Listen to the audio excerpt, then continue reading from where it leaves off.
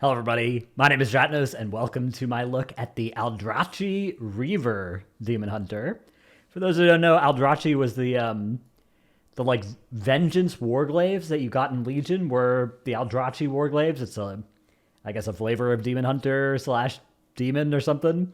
I guess we've got some of the lore here. The Aldrachi warriors were the ultimate glaive masters and wielded their blades with deadly grace. Each kill fueled their weapon, imbuing them with greater power. They were so indomitable that Sargeras eventually bathed their world in spellfire himself, but their spirit and teachings live on. So let's take a look. We'll do the top node, then the bottom node, and then all the ones in the middle. Of course, this is available to both Havoc and Vengeance. Havoc and Vengeance have a pretty weird thing because they both can access both of the hero talent trees, which, due to the way Demon Hunter works with only 2 specs, it makes sense, but it is also unique, right? There's no other 2 specs in the game that can access 2 of the same hero talent trees from each other. So let's get into it. Art of the Glaive. Consuming 3 for Havoc or 20 for Vengeance soul fragments allows you to cast Reaver's Glaive, which replaces Throw Glaive, is still a thrown glaive, but it's enhanced with the essence of consumed souls, dealing physical damage, ricocheting to 2 additional targets for additional damage, and it enhances your next Chaos Strike and Blade Dance, or your next Fracture or Shear and Soul Cleave. Chaos Strike, Shear, and Fracture apply Reaver's Mark, which causes the targets to take 15% increased damage. I assume from you. Let's just assume that means from you and not from everybody, or else we're going to have a problem, for 5 seconds. And Blade Dance and Soul Cleave deal 3 additional glaive slashes to nearby targets for additional damage. So, gives you a little bit of gameplay to it, right? Like, you consume these soul fragments, then you hit Throw Glaive, and then you can hit Chaos Strike or Shear and Fracture to start this damage amp window. And also you'll get some free damage on your next Blade Dance or Soul Cleave, which presumably you will want to be within this damage amp window. You know, a little bit of a combo. Probably not going to be too punishing if you kind of screw up the sequencing a little bit, but it's going to have some optimization there. And so consuming soul fragments, you'll get those when stuff dies, which makes this a little bit of kind of an M+y, outdoor worldy, and less of a mythic raid or PvP kind of thing. But both Havoc and Vengeance have ways to generate some soul fragments as well. Obviously, Vengeance does it a lot more than Havoc, which is why we have very different numbers up here. And Havoc, you're going to have to take, probably if you're playing Aldrachi Reaver, you're going to have to take some talents you otherwise wouldn't to generate as many soul fragments as possible here. All right, bottom node here, Thrill of the Fight. After consuming both Enhancement, which I assume means both the Chaos Strike, Shear, and Fracture one, or the Blade Dance Soul Cleave one, gain Thrill of the Fight, increasing your attack speed by 15% for 5 seconds, and causing your next ability to deal 30% increased damage and healing. So we've really got a combo being set up here, right? Like for Havoc, you're going to want to go Chaos Strike, Blade Dance, Chaos Strike, right? And your first Chaos Strike is going to apply increased damage taken to the enemy. Your Blade Dance is going to do a bunch of extra damage. Then you're going to get 15% attack speed for a little while. And then your next Chaos Strike is going to deal 30% increased damage and healing.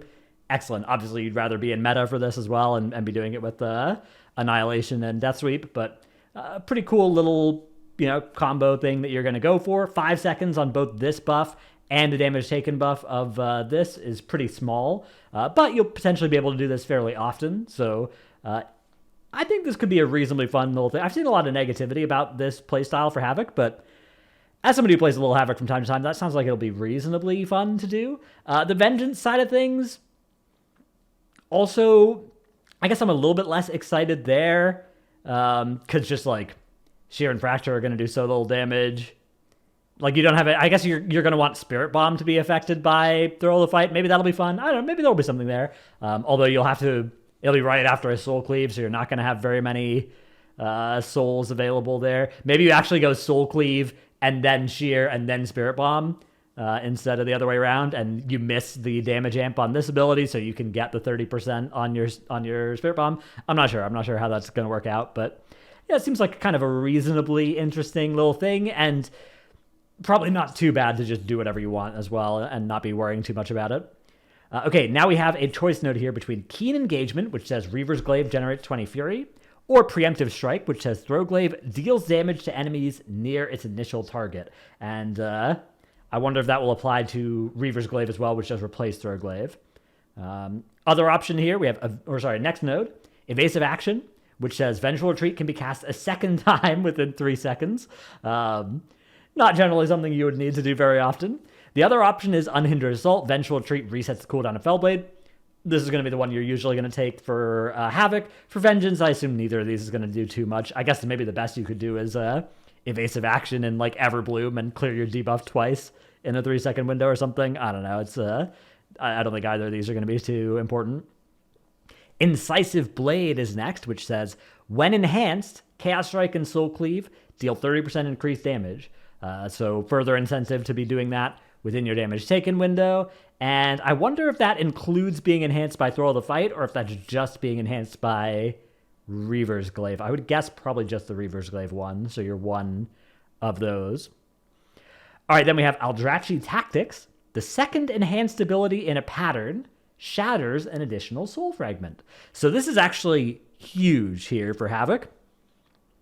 Not a big deal for Vengeance, but for Havoc, this is going to be big because this means now that every time you Reaver's Glaive, you're going to be getting 1 soul fragment as you do your second enhanced ability. So now we only need to generate 2 soul fragments ourselves to be able to do each Reaver's Glaive, because that Reaver's Glaive will then provide you 1 towards your next one. So pretty powerful there. For Vengeance, a couple extra soul fragments here or there, not a big deal. Not a meaningful discount on this, although, of course, soul fragments heal you. That's always nice. In the middle here, we have Army Unto Oneself.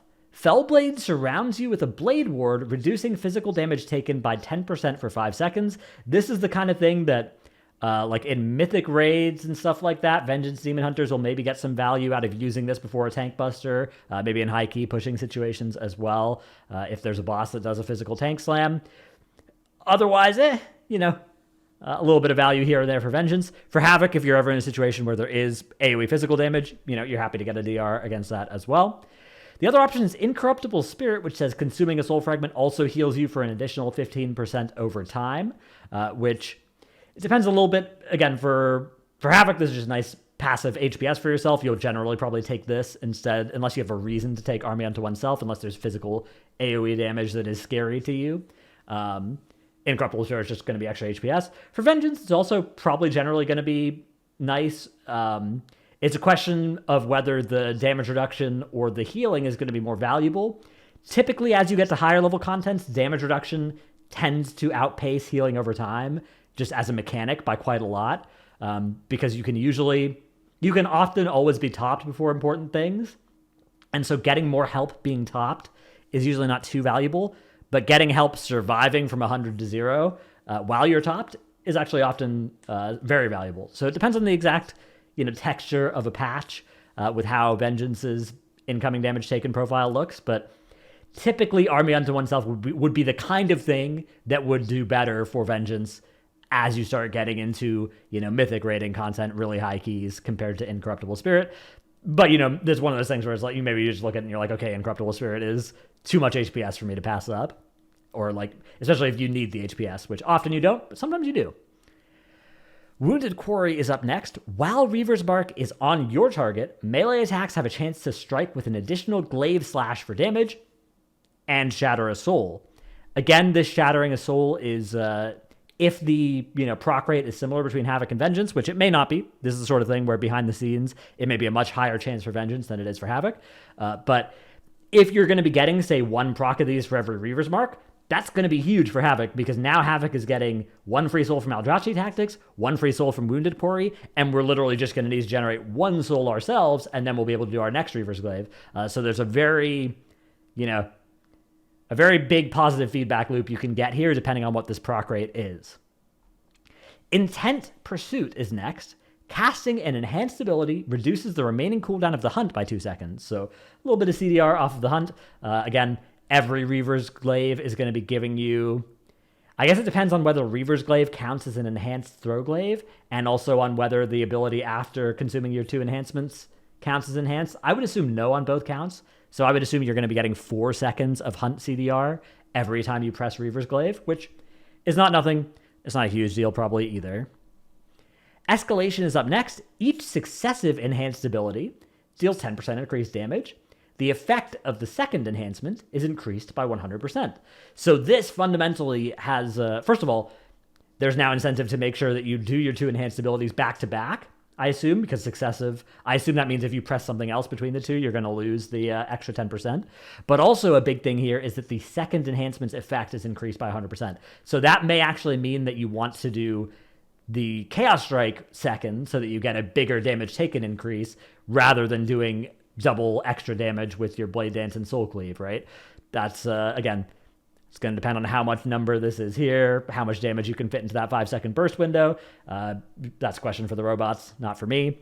But this is definitely something that will be relevant there. And then finally, Warblade's Hunger. Consuming a soul fragment causes your next Chaos Strike, Shear, or Fracture to deal bonus damage.